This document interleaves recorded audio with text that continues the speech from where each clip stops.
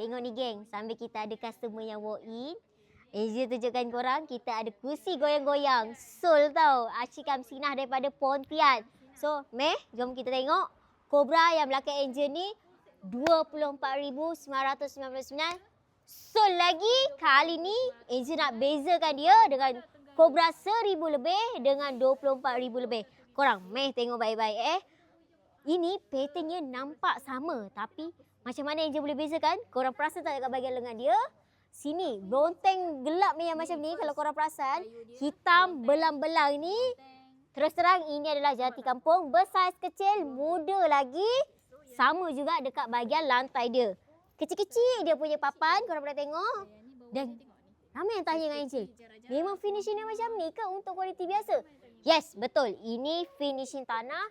Sila dengan colour sekali aduk dan selepas 1 tahun kita dah pakai, lama-lama warna dia akan pudar. Sebab tu yang ini, Angel cakap paling rendah dekat Gudang Position 1,000 lebih dapat one set.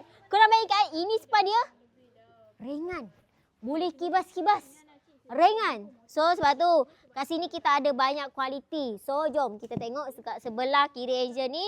Cobra 20 lebih ribu. Sol. Tengok urat dia bahagian lengan. Tengok sebelah sini. Bahagian belakang. Korang perasan tak? Kaji jenis apa yang Bu Ijam pakai? Nampak tak sini? Lepas tu plus dengan cantuman tanggam. Pasak tanggam. Orang lama yang buat. Lepas tu kita plus lagi. Plus apa korang tengok Plus apa? Meh? Lai tengok sini.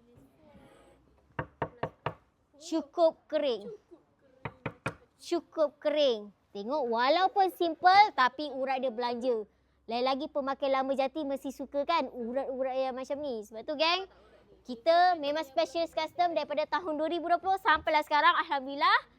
Sol saja. Ini baru satu set yang ditunjukkan geng kita daripada Bandar Negara. Jom kita tengok set yang dah sol. Tengok ni.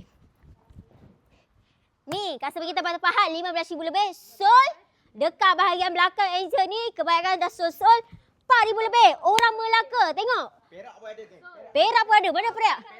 Perak pun ada geng. 4,000 lebih. Sebab tu geng, untuk design yang sama, korang nak rate berapa? Bagi tahu je dengan Angel. Kat Gudang Position memang banyak. Tengok ni. Sol. Gudang Position.